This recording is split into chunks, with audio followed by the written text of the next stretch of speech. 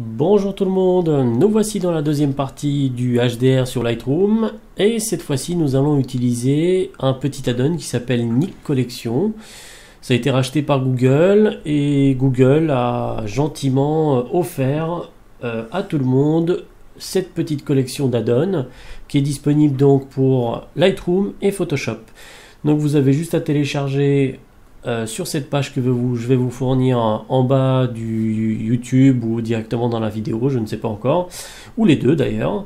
Donc vous téléchargez ce petit add-on pour PC ou Mac selon votre ordinateur et vous aurez droit à 7 petits add-ons utilisables dans les deux logiciels. Alors aujourd'hui nous allons nous intéresser au HDR EFX Pro. Mais plus tard, je ferai peut-être un autre petit tutoriel sur le Silver FX Pro qui est également génial pour faire du noir et blanc par exemple.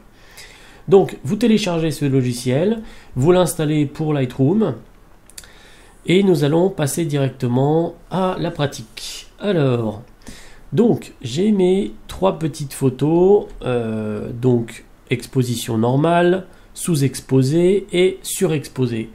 Alors j'ai remarqué également que dans cette photo, en fait, cette partie-là, l'espèce de petit hublot est complètement cramé. Je n'ai pas d'informations dedans, donc tant pis, on va faire avec. Je sélectionne mes 3 photos, je fais un clic droit sur l'une d'elles, je vais dans Exporter et là vous avez HDR EFX Pro 2. Je clique dessus et en fait celui-ci va me permettre de rassembler les photos comme le fait Lightroom, mais avec beaucoup plus de réglages.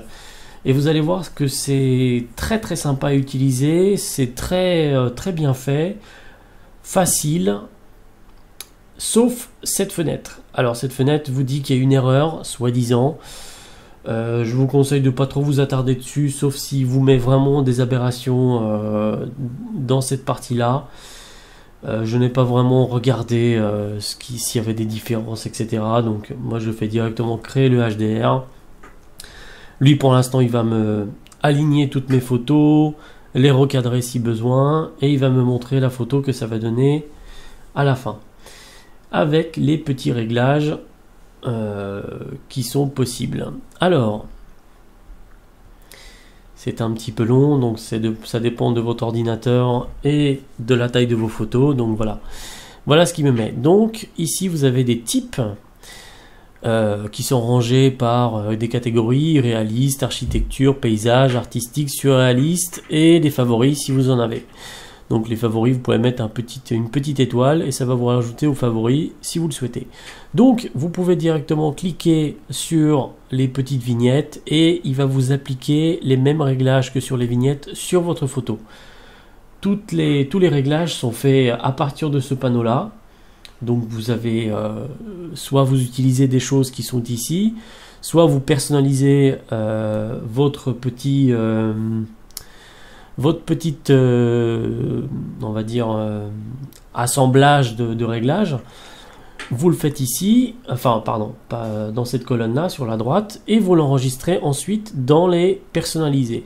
Vous faites petit plus et vous l'enregistrez ici. Alors je vais vous montrer comment moi je fais. Moi je me suis préenregistré un réglage que j'utilise pratiquement pour toutes les photos, que je modifie si besoin avant de valider. Parce que le problème c'est que si vous le rassemblez cette photo, de toute manière, elle sera plus éditable après, avec les réglages que vous lui avez appliqués à cet instant. Donc, dans mes réglages ici, j'ai mis la compression des tons à 22%, l'intensité reste la même, l'exposition je l'ai un peu augmentée, mais là, étant donné qu'il y a cette partie-là qui est assez claire, j'ai plutôt la baissée, voilà, 10. Le contraste est à 20%, la structure c'est ce qui permet de, on va dire, créer des pixels là où il n'y en a pas forcément, à partir des 3 calques que vous avez utilisés pour créer le visuel. Ça donne des effets que j'aime de moins en moins, donc je préfère ne pas en abuser. J'essaie de faire quelque chose d'assez réaliste quand même. Donc je vais rester sur de la structure 30%. Voilà ce que j'ai fait. Donc ça je l'ai enregistré et c'est de ça que je vais me servir pour créer mon petit HDR. Alors Je vais enregistrer, parce que le visuel me plaît comme ça. Même si cette partie est cramée, malheureusement, je ne peux rien y faire. Voilà, il m'a fait mon HDR à partir de EFX. Donc il crée un TIFF, ce qui n'est pas très grave. De toute manière, il vous le rajoute dans Lightroom. Ça fonctionne exactement de la même manière dans Photoshop, sauf que c'est dans les filtres et c'est Nik Collection dans mes souvenirs, mais je ferai sûrement un tutoriel pour ça. Donc maintenant, je vais passer dans le développement. Voilà. Hop. Et ici, dans le développement, comme tout à l'heure, j'ai un pré-réglage que je vais utiliser. Donc je vais utiliser exactement le même. Voilà, il me met la photo pratiquement en noir et blanc.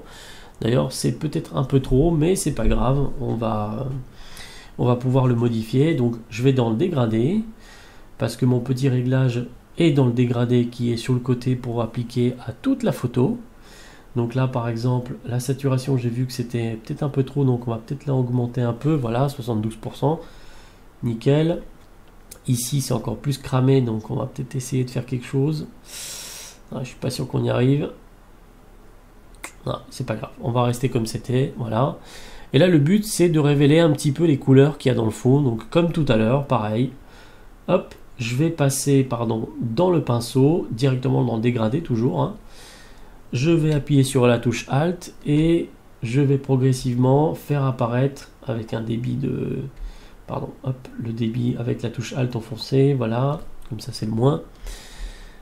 Et je vais augmenter un petit peu les couleurs, ici, par là, hop, ici et là. Voilà, toc.